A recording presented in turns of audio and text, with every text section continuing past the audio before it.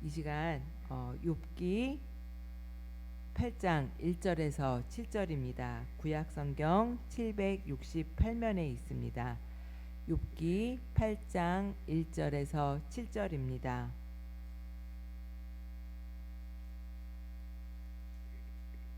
저와 한 절씩 교독하겠습니다. 수아 사람 빌닷이 대답하여 이르되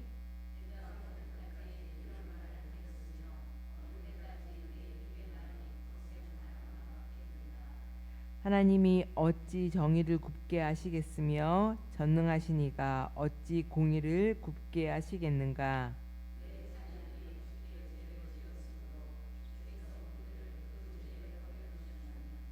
내가 만일 하나님을 찾으며 전능하신 이에게 간구하고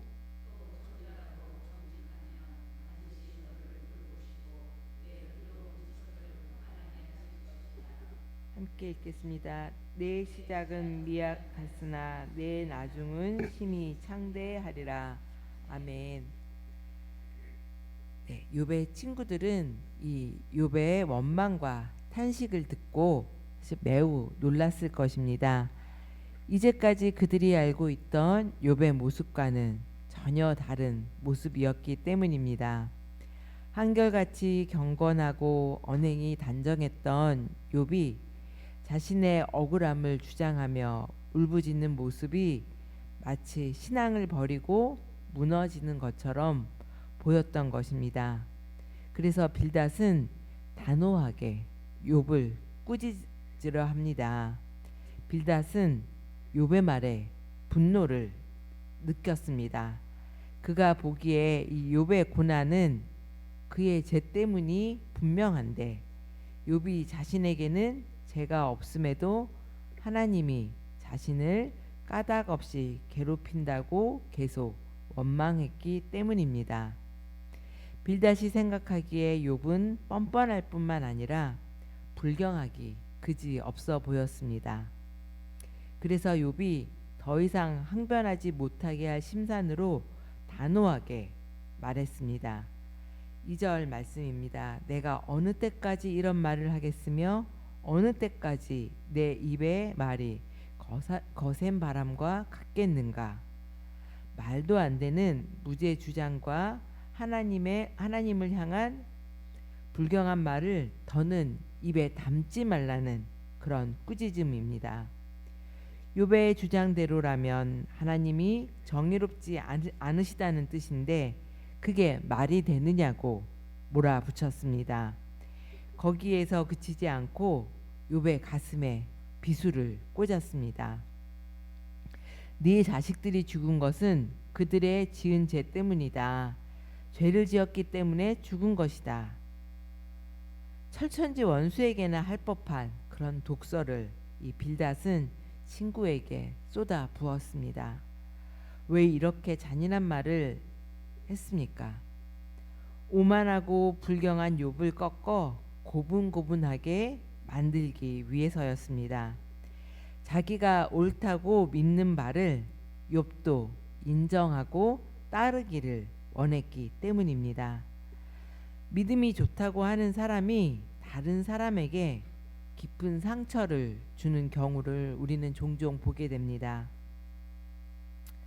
상대방의 아픔이나 상황을 헤아리지 않고 신앙이라는 잣대를 사정없이 들이대는 경우도 많습니다.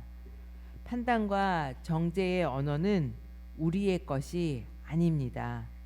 사랑의 겉면이 아니라면 우리는 입을 다물어야 하는 것입니다.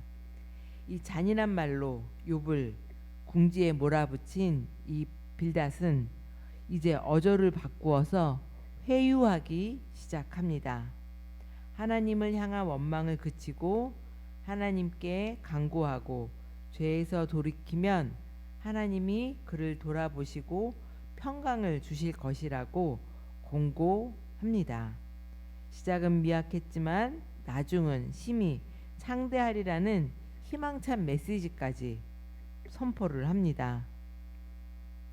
내용은 욥에게 이 회복의 희망을 심어주고 또 용기를 북돋아주는 말 같지만 실제 목적은 욥의 태도를 바꾸게 하려는 회유의 말인 것입니다. 회복의 전제 조건이 욥이 철저히 회개하고 죄의 길에서 떠나 청결하고 정직하게 살아가는 것이기 때문입니다. 빨리 죄를 인정하고 더 이상 원망하거나 불평하지 말고 자기들의 말을 듣고 이 불경한 태도를 바꾸라는 그런 촉구인 것입니다. 자신들의 말을 들어야 회복할 수 있다는 뜻입니다. 이러한 권고의 배경에는 욥이 크게 잘못하고 있고 자신들이 전적으로 옳다는 확신이 자리 잡고 있는 것입니다. 그런데 빌닷의 이 말은 우리 귀에 너무나 익숙한 말입니다. 우리도 이런 종류의 권면을 자주 사람들에게 건네기 때문입니다. 걱정하지 말고 하나님께 기도하면 응답해 주실 것입니다. 신앙생활 잘하면 하나님이 지켜주십니다. 지금은 어렵더라도 믿음을 잃지 마세요. 하나님이 기적을 일으켜 주실 것입니다. 우린 이런 말들을 종종 합니다.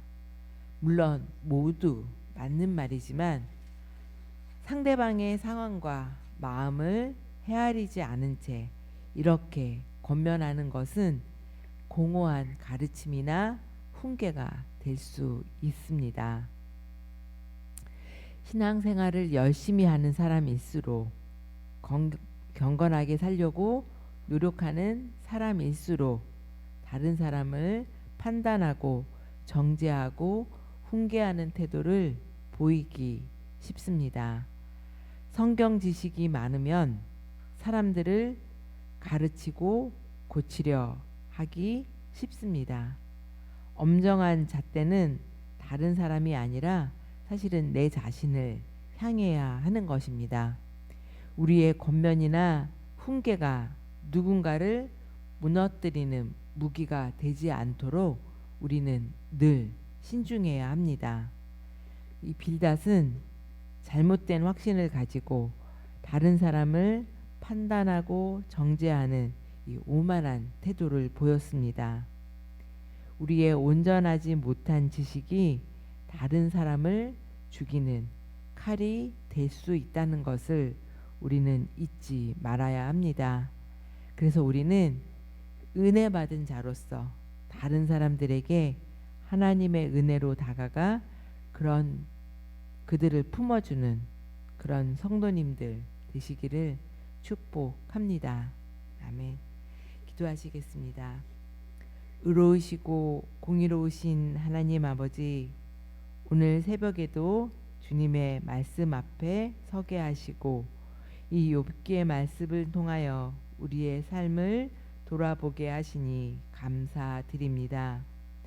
하나님, 우리는 종종 눈에 보이는 형편과 결과만을 보고 판단하며 자신의 생각이 옳다고 여기기 쉽습니다. 그러나 모든 것을 아시는 주님 앞에서 더욱 겸손한 마음을 갖게 하시고 사람을 함부로 정죄하기보다 사랑과 긍휼의 마음으로 바라보게 하여 주옵소서. 빌닷은 하나님께 간절히 구하며 전능하신 분을 찾으라고 권면하였습니다. 우리도 어떤 상황 속에서도 사람이나 환경이 아닌 하나님을 먼저 찾게 하시고 문제보다 크신 주님을 의지하는 믿음을 허락하여 주옵소서. 낙심과 절망의 때에도 기도의 자리를 떠나지 않게 하시고 주님께 부르짖을 때 응답하시는 은혜를 경험하게 하여 주옵소서. 하나님, 우리의 삶이 주님 보시기에 정직하고 깨끗하기를 원합니다. 우리의 마음과 생각, 말과 행동을 살펴주시고 주님의 뜻에 합당한 삶을 살아가게 하옵소서.